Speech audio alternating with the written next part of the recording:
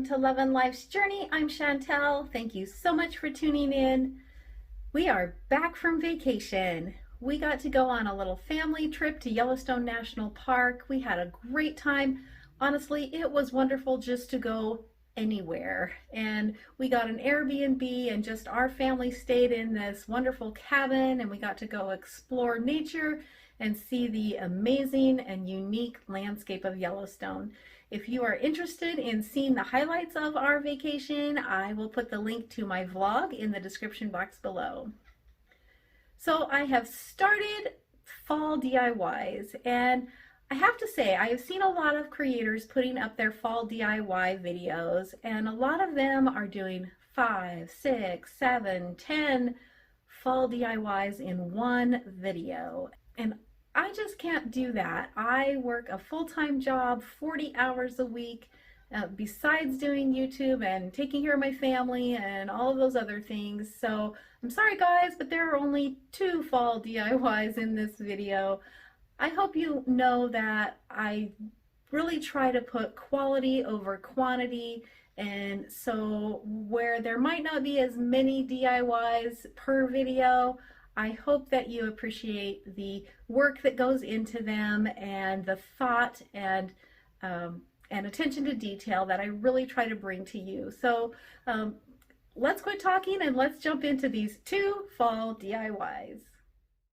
For my first project, I will be using this wire pumpkin wreath form from Dollar Tree to recreate a fall wall decor piece that I saw on the Kirkland's website for $35.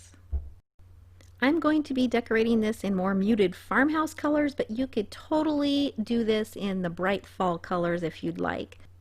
I'm going to be using 2 of these lamb's ear stems that I picked up at Walmart. These were $2 a piece. I'm also going to be using some of these white berries that I got from Dollar Tree, as well as a couple of these little white pumpkins. These are the ones from Dollar Tree that come in a 3-pack and they have the little clips on the bottom. I'm also going to add in a couple of pine cones. These are just some that I had left over from Christmas crafts last year, so I'm just going to pull out a few of these. And I'm going to be using this wide buffalo check wired ribbon. I picked up this roll at Hobby Lobby. I got it 40% off, which made it $6 for 75 feet of ribbon. And this is really nice wired ribbon. You can get the buffalo check ribbon sometimes at Dollar Tree, but I find it's kind of hit or miss. And since I'll probably be using a lot of this, I purchased this 75-foot roll at Hobby Lobby. I'm going to start off by making the bow for the bottom of my pumpkin, and so I'm going to kind of figure out what size I want to make that, and then I am going to be making 3 loops. I'm just going to loop this back and forth until I have 3 loops on each side, and then I'm going to add another loop in the center. So this is going to give me a total of 7 loops for my bow. Then I'm going to take a piece of wire. It can be floral wire, a little bread twisty tie, a chenille stem or pipe cleaner, and just put that through the center of the bow and twist it tightly on the back to secure your bow. And you can also use this to secure your bow to the wire frame. Then I trimmed the ends of my ribbon, and I am actually going to use a black zip tie from Dollar Tree to attach my bow to the frame, just because I think this will secure it really well. Now that I have my bow attached to the frame, I'm going to start adding my florals, and I'm going to add some lamb's ear on each side, kind of behind the bow. And then I will secure that into place using some hot glue.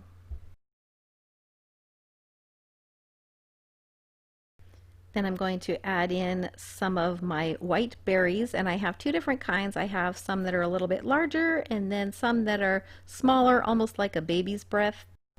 And I liked using the 2 different kinds because I wanted them still to be white, but I like the variation that the 2 different berries adds.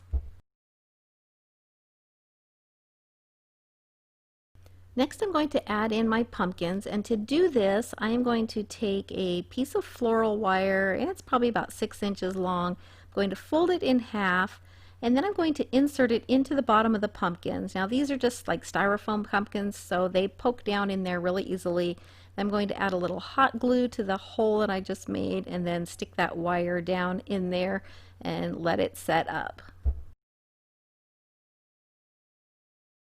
Once the glue has hardened, I'm going to give that wire a twist about an inch down from the bottom of the pumpkin, and then I'm going to attach it to the wire frame. And the reason I'm doing this is because this will cause it to actually stick up more and not get buried in the florals or the ribbon, because if you had to glue it directly to the frame, it would be really far down and it wouldn't stick up, and I want it to be a little more prominent.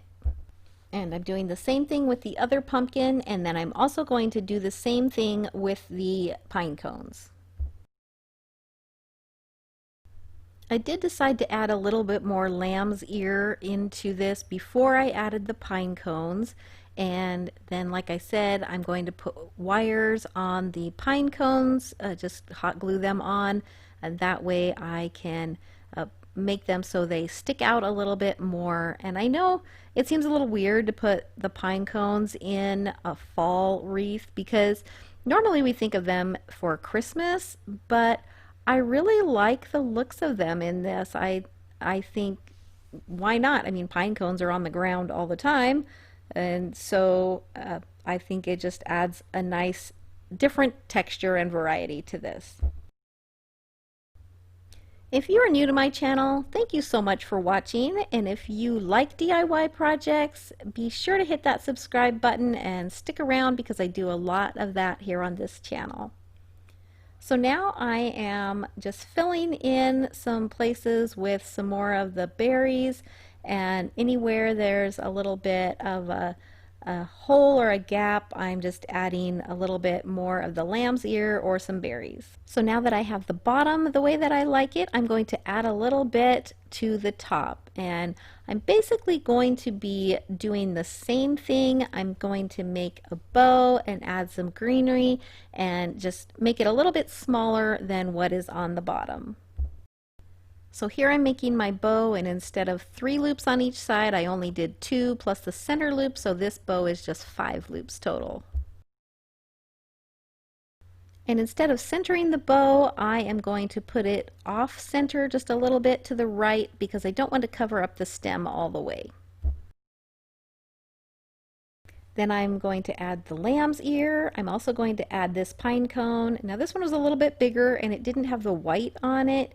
But I kind of disguised it, made it look a little bit smaller by hiding part of it behind the bow.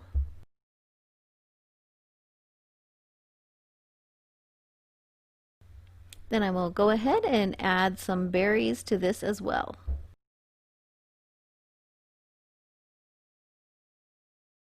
Now the pine cones that I used on the bottom had a little bit of white on them, and since the one on the top that I used did not, I just added a little bit of white or ivory colored chalk paint to that pine cone.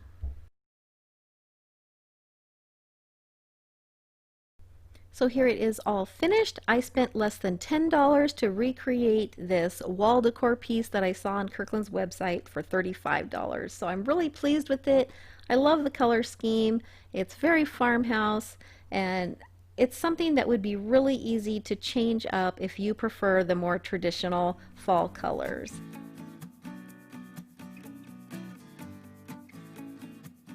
This next project was also inspired by something I saw on Kirkland's website, and for this I will be using this wood pumpkin cutout from Dollar Tree. I'll also be using this Happy Harvest sign from Dollar Tree, and I'm only going to be using the center portion of it for this project. I will be using 8 blocks out of the Tumbling Tower game that you can find in the toy section at Dollar Tree. And I'll be using one of these metal galvanized words from Dollar Tree. These are in the fall section, and they have the 3 words thankful, harvest, and welcome. I picked up this shiplap 12 by 12 scrapbook paper at Hobby Lobby. They were 4 for $1, and I'm going to be using 1 sheet for this project. And I'm going to be using a little bit of this black and white buffalo check ribbon from Dollar Tree, as well as a little bit of the lamb's ear and white berries that I had left over from the first project. To start off, I'm going to remove that center part from the sign, and I am going to be painting the back side of this.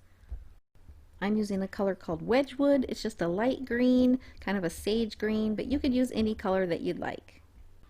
I realized that I needed to fill in the hole, so I'm using a little bit of hot glue, and here's a tip.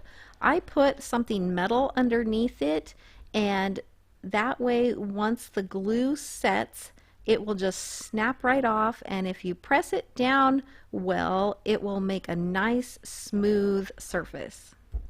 And if you do get any areas that are raised, you can take a little bit of sandpaper and just sand it down.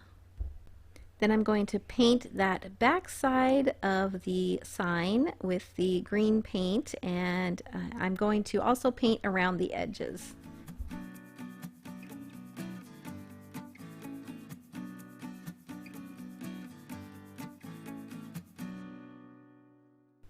While my paint is drying, I'm going to take my scrapbook paper and the wooden pumpkin cutout and use some Mod Podge to cover the whole one side of the pumpkin, and then I will be gluing that to the paper. And since this is a shiplap pattern, I wanted to make sure that my lines are straight up and down, so that's something to definitely pay a little extra attention to. And I can pretty much guarantee that you're going to get some bubbles in here. I just worked them out as much as I could, and I had an area that didn't stick really well, so I added some more Mod Podge and then just rubbed it as much as I could. And some of the wrinkles will work their way out as it dries, so don't be too concerned about that, and especially in the center because we're going to be gluing that other pumpkin on top. So while the Mod Podge is drying, I'm going to take 8 of those tumbling tower blocks, and I'm going to glue them together 4 in a row so that I have 2 rows of 4.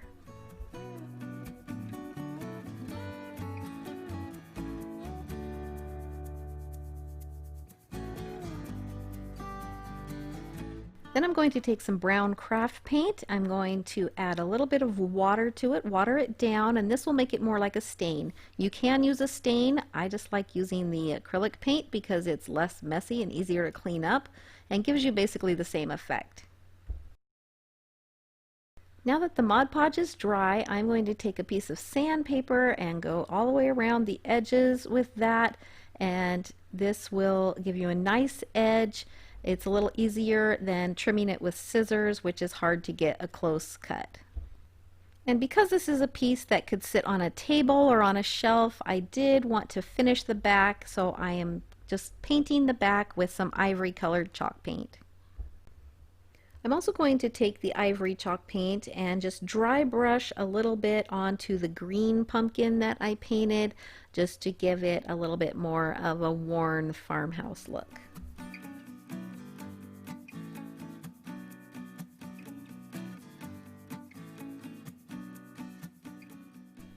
Now I'm going to use some hot glue, and I'm going to attach that green pumpkin to the center of the shiplap pumpkin.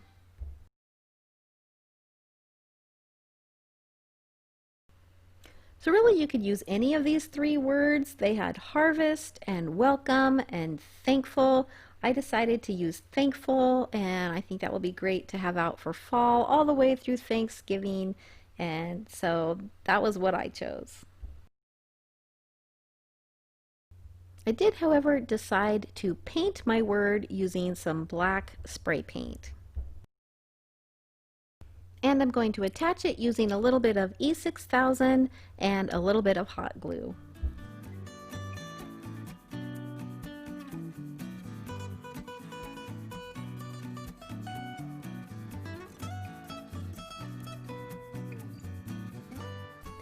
Then I'm just going to add a little sprig of the lamb's ear with a little bit of the berries. I'm going to glue that to the base of the stem, and then I'm going to tie it just a simple bow with that buffalo check ribbon and glue that on there as well.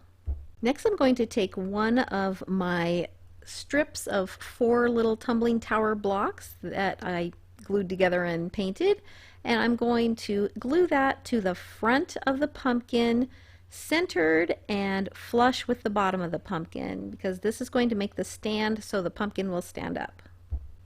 And then I will take the second one and I will hot glue it to the back of the pumpkin in the same way.